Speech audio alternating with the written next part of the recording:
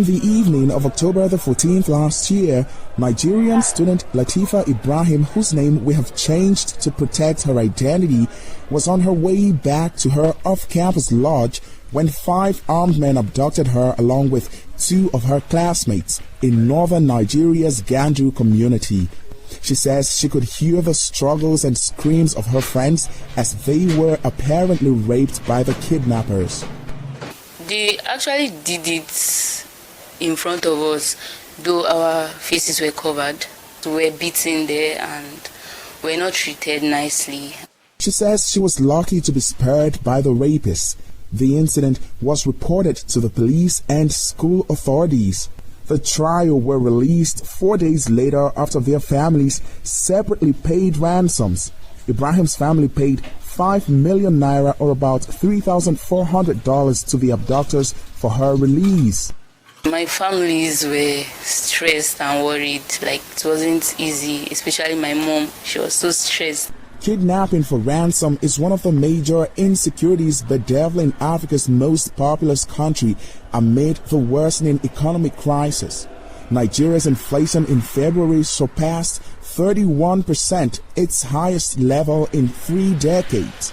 Analysts say hostage taken by bandits is money-driven and that victims are mostly released once a ransom is paid. The Nigerian risk consulting firm SBM Intelligence said it has recorded 4,700 cases of abductions, mainly by militants and armed bandits, since President Bola Tinubu took office last May. Thousands more have been displaced from their homes by the violence.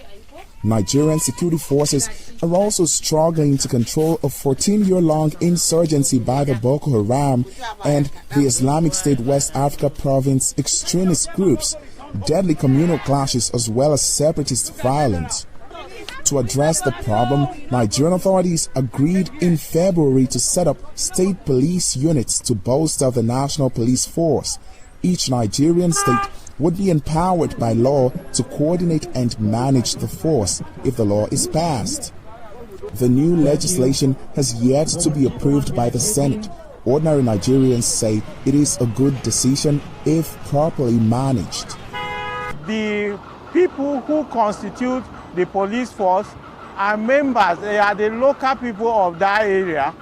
They understand the nook and crannies of these places, and they will be able to tackle insecurity issues better than foreigners, strangers who are posted to the state as policemen. They will pick people from that area. Anything that comes around that place, we know ourselves, it will reduce a lot of things. But the good thing, the worst thing will be that the politicians will hijack it, for intimidation. The Nigerian police force has the worst rating among 11 public institutions surveyed last year by the Afrobarometer, a pan-African research network. Allegations of brutality, extortion, and torture are frequently leveled against officers, a charge often contested by the police. However, police authorities often promise to investigate allegations and hold errant officers accountable. Security analyst Kabiru Adamu says the focus should be on accountability. What we need more than anything is accountability. If we don't have accountability in governance, then we can't even go ahead to start creating policing.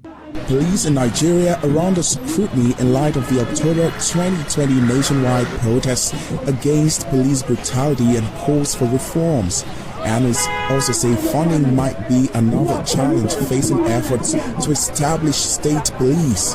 However, the Nigerian parliament says it is reviewing opinions from civil society groups and citizens before passing a law that establishes state police. Timothy Obiezu, VOA News, Abuja, Nigeria.